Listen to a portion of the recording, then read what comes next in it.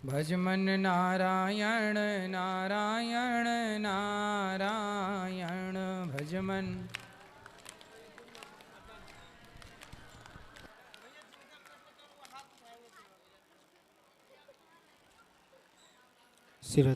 जिनका प्रश्न हो केवल वही हाथ उठाएंगे।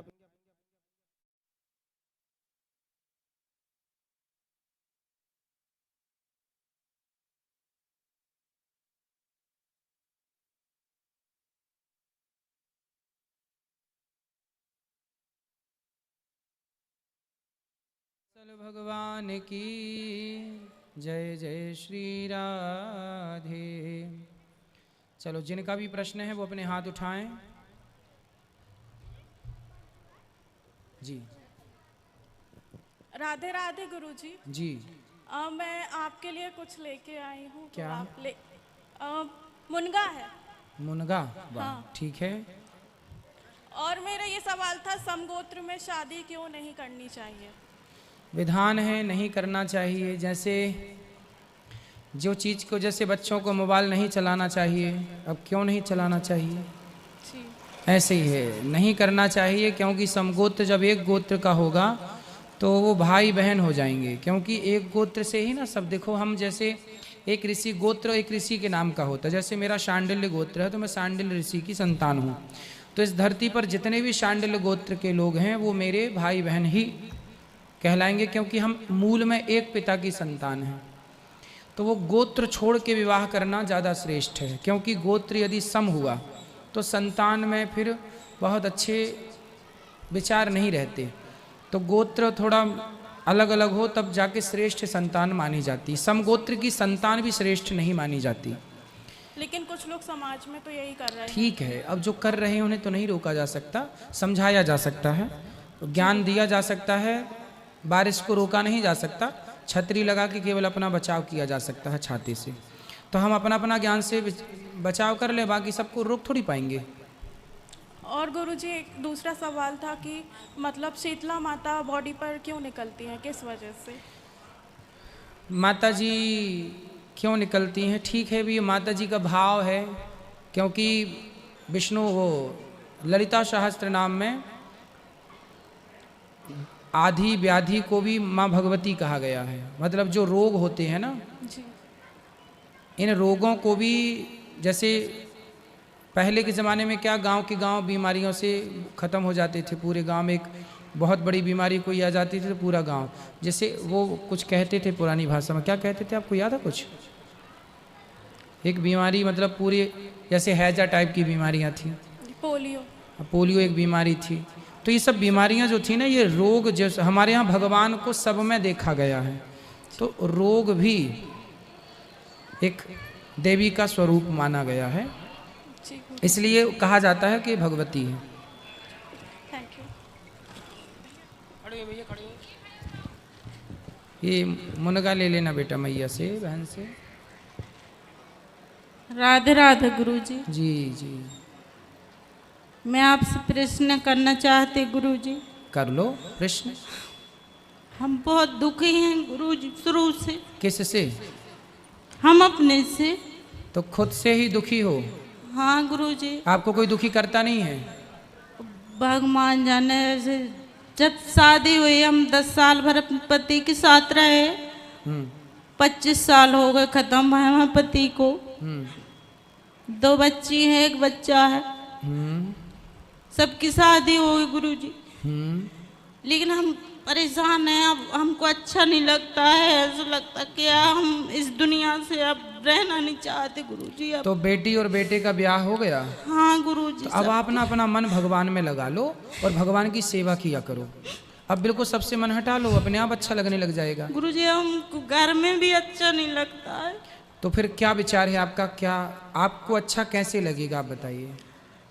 आप बताएं गुरुजी। हम बता रहे हैं ना, क्या मन भगवान में लगाइए। जैसे मीराबाई का मन भगवान में लगा था ना, हाँ। ऐसे पूर्ण रूप से समर्पण भगवान के चरणों में कर दीजिए, सब अच्छा होगा। ठीक है गुरुजी। राधे राधे जी। अशोक विश्वकर्मा जी जिला पंचायत उपाध्यक्ष जी यहाँ हैं। अखिल पांडे जिला पंचायत सदस्य और मनई अग्निहोत्री जी जनपद अध्यक्ष सिहोरा से हैं। पुष्पराज बघेल जी जिला पंचायत सदस्य हैं। कौशल दुबे जी वरिष्ठ भाजपा के नेता हैं। बहुत बहुत स्वागत आप अतिथियों का, बहुत बहुत स्वागत। अच्छा, कैसे हैं?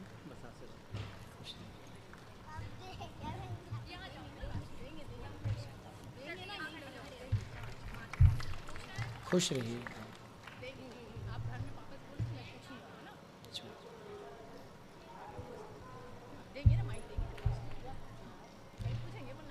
भैया आप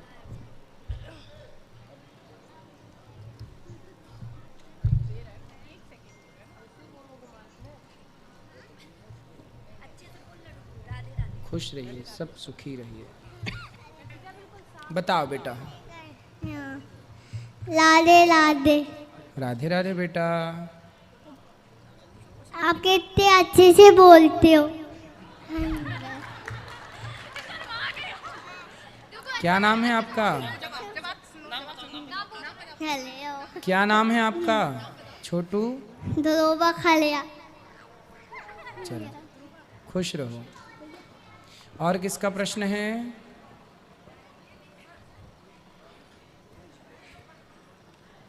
राधे राधे गुरुजी। जी। मेरा प्रश्न है कि सूर्यास्त के बाद शंख क्यों नहीं बजाते? सूर्य उदय में भी आपको नहीं बजाना चाहिए। क्यों? शंख जो है स्त्रियों का भाई है, लक्ष्मी जी के भाई है ना। शंख कौन है? लक्ष्मी जी के भाई। तो अपने भाई को क्यों बजाना है? महिलाओं को बजाना चाहिए कि नहीं शंख? वही तो हम बता रहे हैं, आपके प्रश्न का उत्तर दे रहे हैं कि महिलाओं का भाई है शंख। आप भी लक्ष्मी हो तो शंख आपका क्या हुआ रिश्ते में? भाई। तो अपने भाई को क्यों बजाना है? आप भाई को बजाना चाहती हो? नहीं। फिर इसलिए बेचारे को रहने दो। राधे राधे गुरु।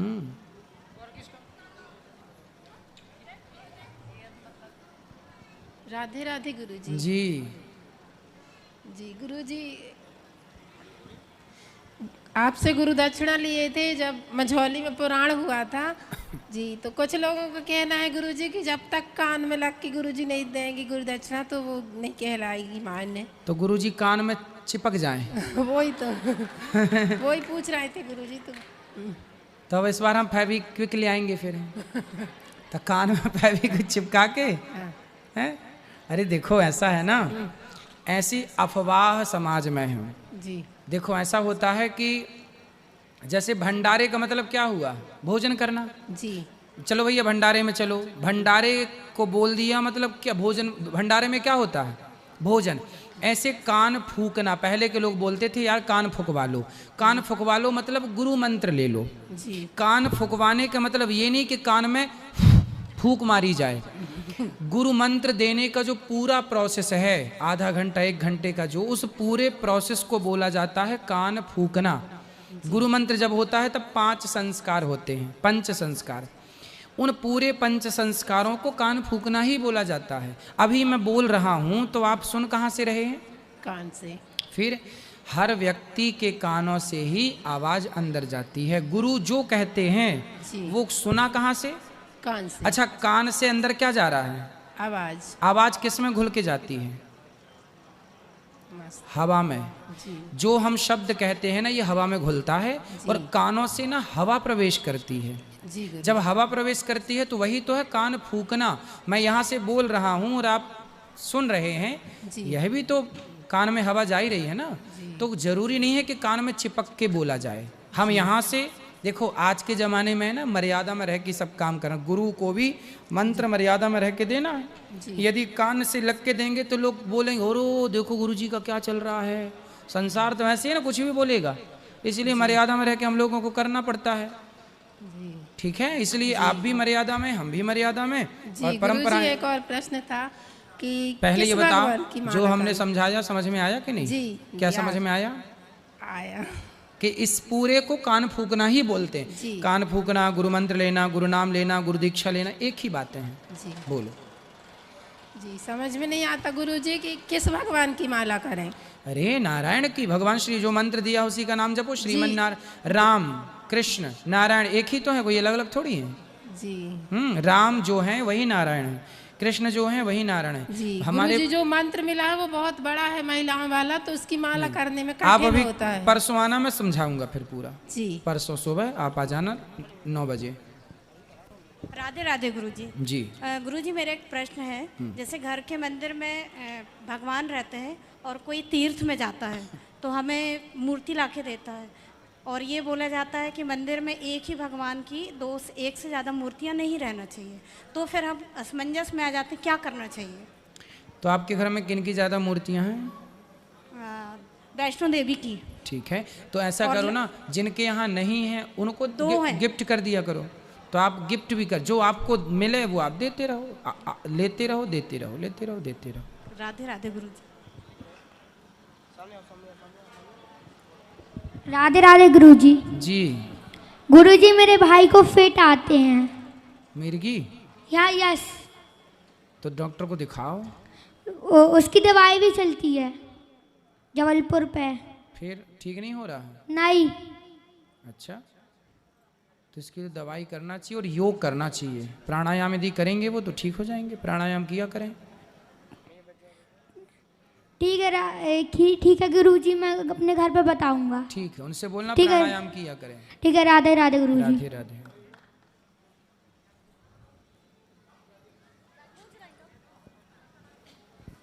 राधे राधे गुरुजी। हाँ जी।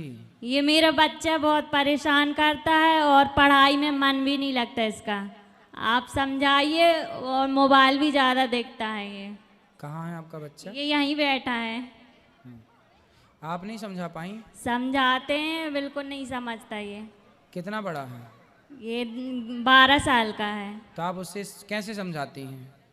समझाते हैं, प्यार से समझाते हैं। चलो प्यार से, फिर नहीं माना तो? आप समझा दीजिए। नहीं, प्यार से समझाती हो कि मारती भी हो? नहीं मारते हैं, समझाते हैं ज़्यादा। नहीं मारते हैं कि मारते हैं? नहीं मारते। नहीं मारते, मारते नहीं है। वैसे ही बिना ही मारे कर रोने लगता है वो। अच्छा, बात कराओ हमारी। हाँ। बात कराओ। राधे राधे गुरुजी। क्यों बेटा, यही है ना छोरा? मोबाइल चलाते हो? क्या देखते हो मोबाइल में बताओ?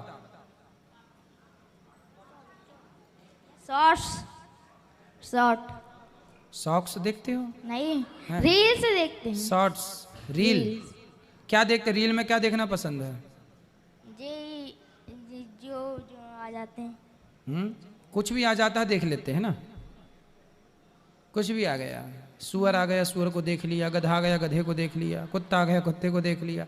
मतलब कुछ खुद के थॉट नहीं है कि क्या देखना। क्यों बेटा, ये आप गलत वे पे जा रहे हो। हमें पहले ये डिसाइड करना चाहिए कि हमें जाना कहाँ है, और जहाँ हमें जाना है ना बेटा, हमें वही देखना चाहिए। सब चीज़ें मोबाइल में तो सब चीज़ें हैं, लेकिन हमें सब चीज़ें थोड़ी देखनी है। हमें मतलब की चीज़ देखनी है। जो आपका सिलेबस है, पढ़ाई क्या पढ़ते हो, कौन सी कक्षा में? 7वीं। तो आपकी पढ़ाई से जुड़ी हुई चीज़ें देखनी चाहिए आपको। जी गुरुजी। जोड़ घटाना आता है आपको? यस। जोड़ लेते हो? तो बताओ फिर, 25 में 7 घटाए तो कितना हुआ? 60 कितने गुरुजी? 7 7 माइनस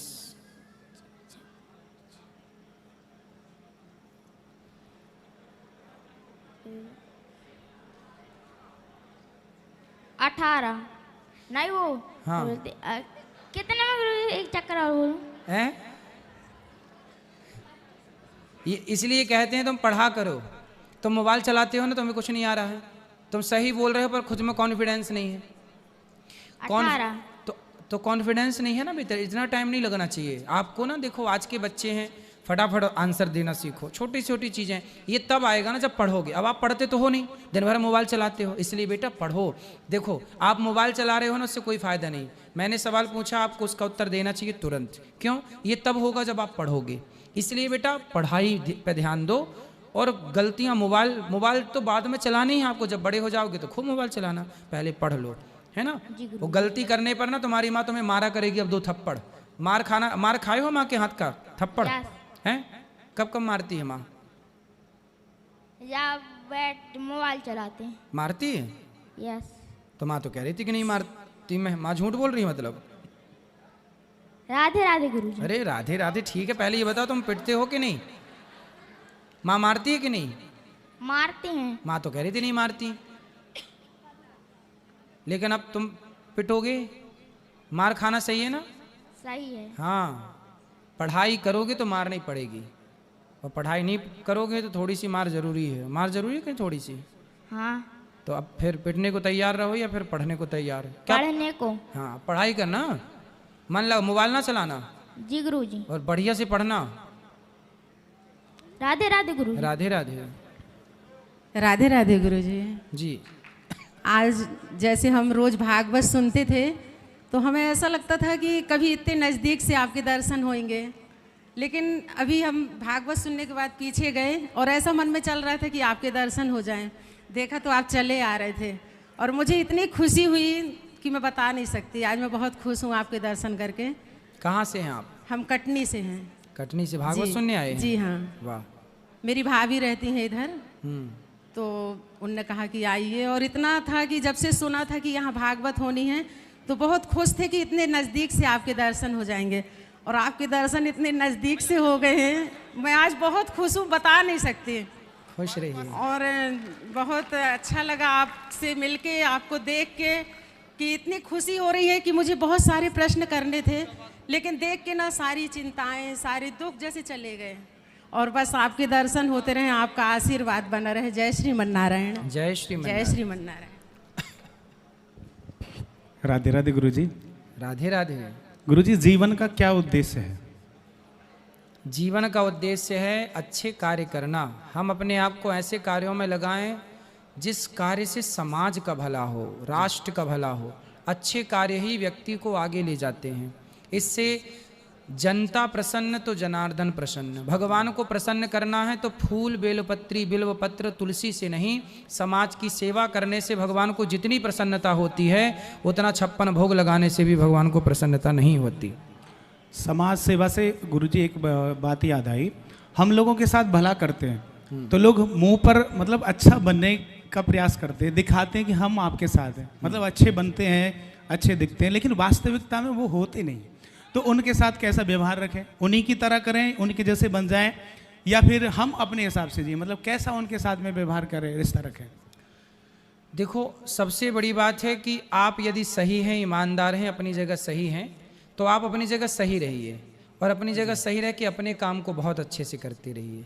जब आप अपने काम को अच्छे से करेंगे तो आपके अच्छाई और आपके काम को देखकर ही सामने वाले को समझ लेना चाहिए, समझ लेगा कि भाई काम बढ़िया है। समाज में बहुत लोग मिलते हैं काम करने वाले, पर अच्छे लोग कम मिलते हैं समाज में।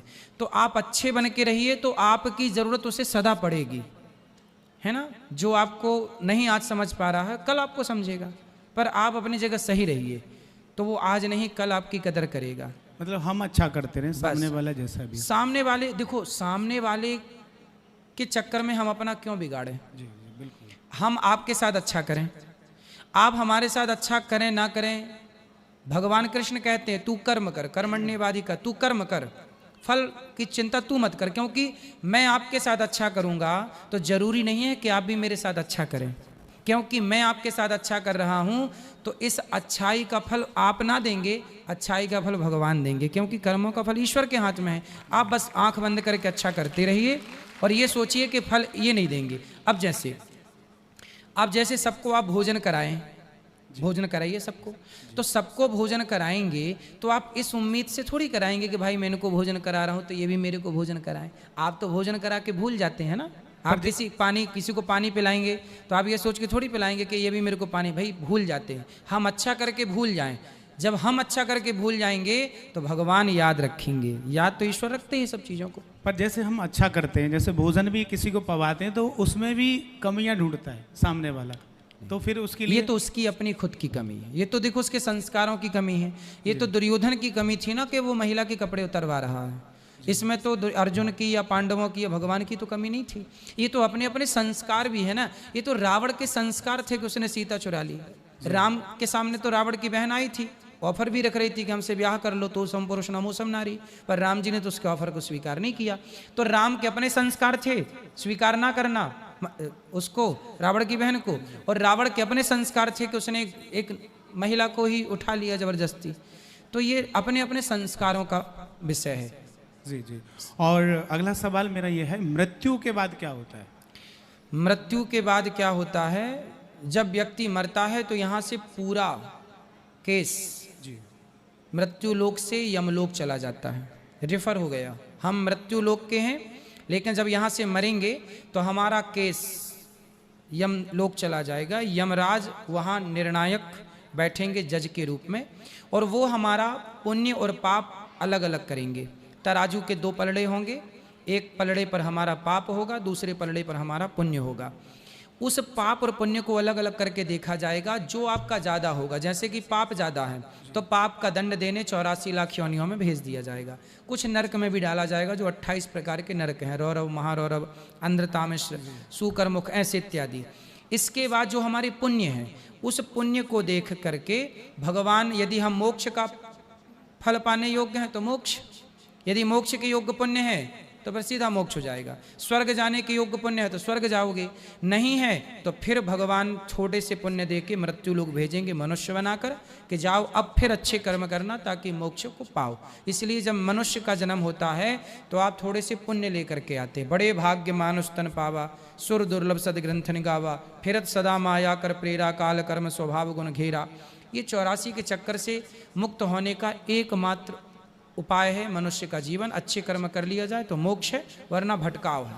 जी, पाप पुण्य की बात चल रही है। जैसे कुछ पाप जो हम जान करके करते हैं, किसी का दिल दुखाते हैं, चोरी करते हैं या कुछ और करते हैं, तो वो हमें पता है कि हमने ये पाप किए हैं, तो हम उनका प्रायश्चित भी कर सकते हैं। लेकिन जो कुछ पाप अनजाने में हो जाते हैं, पता ही नहीं होता कि पाप हो गए, तो उनको कैसे हम लोग मतलब कम कर पाएँ, उन पापों से मुक्ति कैसे पाएँ? पाप करने की 2 विधाएं हैं जी। वो पहली विधा ये है कि जैसे मेरे सामने चींटी जा रही है और मैंने जानबूझ करके चींटी को मार दिया, मैंने जान करके चींटी मार दी, मैंने जानकर आपके गाल में थप्पड़ मारा, मैंने जान करके आपका दिल दुखाया, मैंने जान करके गैया को मारा, मैंने जान करके कुत्ते को मारा, जान करके सांप को मारा, कछुए को मारा, ये तो पाप है। बहन बेटी को मैंने जान के मारा, ये पाप है। लेकिन मैं जा रहा था, मेरी गाड़ी के नीचे मेंढक दब के मर गया, मेरे पाँव के नीचे चींटियां दब के मर गईं, मैं गाय के ऊपर हाथ रखा और गाय मर गई। भाई मैंने गाय को मारने के लिए नहीं, मैंने तो उसको सहलाने के लिए, उसको खिलाने के लिए, प्यार के लिए मैंने उसके हाथ फेरा यहाँ, और अचानक गाय के ऊपर हाथ रखती गाय मर गई। तो मैंने मारा नहीं, ना मेरे मन में भाव मारने का था, इसलिए मैं पाप का भागीदार नहीं हूँ। पाप का भागीदार तब होगा जब मन साथ होगा, मेरा मन होगा कि मैं इसको मार दूं, क्योंकि अब मैंने आपको केवल छुआ, मैं आपको गले लगाना चाहता हूं, आओ भैया मैं आपको गले लगाऊं, और तभी आप मेरे गले लगते ही आपकी मृत्यु हो जाए। तो मैंने तो आपको गले लगाना चाहा था ना, मैंने आपको प्यार करना चाहा था ना, मेरा उद्देश्य आपको मारना तो नहीं था। चींटी को मारना उद्देश्य नहीं था, पर पाँव रखें कहाँ, जहाँ रखते हैं चींटी मर जाती है। तो जो पाप जानकर किया जाए, जिस पाप में आपका मन है वो तो पाप है, लेकिन जो पाप आपसे अनजाने में हुआ है वो पाप नहीं है, वो गलती है, और गलती भगवान के चरणों में स्वीकार की जाए। केवल आप इतना स्वीकार कर लो कि प्रभु मैंने जानकर इसका दिल नहीं दुखाया, पर मेरे से दुख तो गया है, हे प्रभु मैं आपका हूँ, मुझे स्वीकार कीजिए और क्षमा प्रार्थी हूँ। केवल इतना बोल देने से उस पाप से मुक्ति मिल जाती है। मतलब जो जानबूझकर किया गया वो पाप है, और जो अनजाने में हुआ वो गलती, और गलती को माफ किया जा सकता है। गलती को माफ किया जा जी। प्रेत योनि में कौन लोग जाते हैं? माँ नहीं मात पिता नहीं देवा, साधुन कर करवा, साधुन सन करवा वहीं सेवा, जिनके यह आचरण भवानी, ते जानो निश्चर सब प्राणी। जो व्यक्ति जैसे बहुएं हैं, सास की सेवा नहीं करती जी। अब ये जब सास की सेवा नहीं करती, गिलास और पानी नहीं देती, तो ये बहुएं जब मरेंगी तो चुड़ैल बनेंगी। तो ये सब बहुएं चुड़ैल बनेंगी। तो जो सेवा नहीं करेंगी सास की, पति की सेवा नहीं करना, सास की सेवा नहीं करना, अब सोचो कि वो खुशबू उसने ड्रम में पैक कर दी अपने पति को मार मूर के। अब जब पति को ड्रम में पैक करेंगी तो बनेंगी क्या, कोई सावित्री तो बनेगी नहीं, चुड़ैल ही बनेंगी।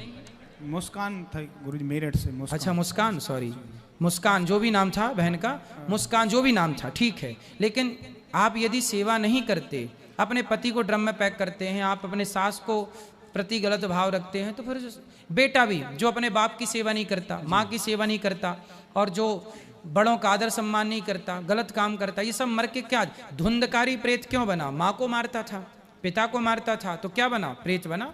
तो जो पुरुष अपने माँ बाप का आदर सम्मान नहीं करता, बड़ों का सम्मान नहीं करता, वो सब प्रेत योनि में ही जाते हैं। जी मेरा एक और सवाल गुरुजी, जो रात में शादियां होती हैं क्या वो शास्त्रोक्त अनुचित है? नहीं, उचित है। उचित है। रात्रि को भी शादियां होती हैं, दिन में भी शादियां होती हैं। नहीं कुछ लोग बोलते हैं कि रात में फेरे नहीं लिए जाते, मतलब ऐसी कोई विधा नहीं है? अधिकांश फेरे का ना मुहूर्त सुबह का होता है, भोर का 4 बजे ब्रह्म मुहूर्त पे। तो प्रातः काल की जो बेला है वो बड़ी पावन बेला है, उस बेला में मुहूर्त होते हैं। तो ब्राह्मण आचार्य जो भी करते हैं वो मुहूर्त पे ही काम करते हैं।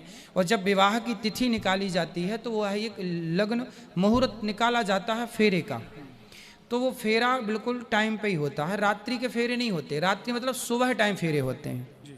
तो वो विवाह ना अपने मुहूर्त पे रहता है।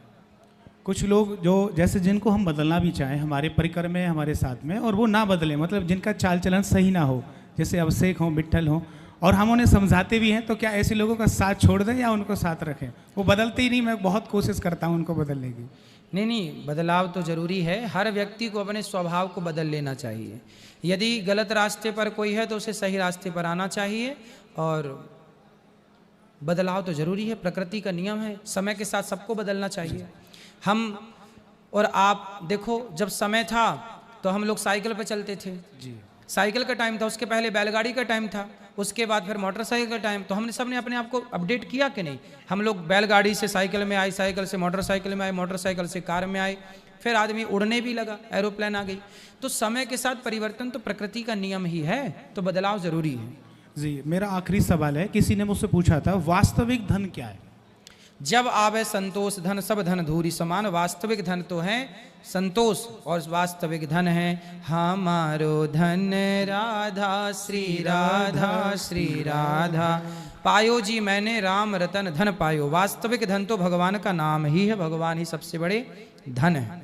बहुत अच्छे आपने जवाब दिए गुरुजी, प्रणाम। खुश रहिए।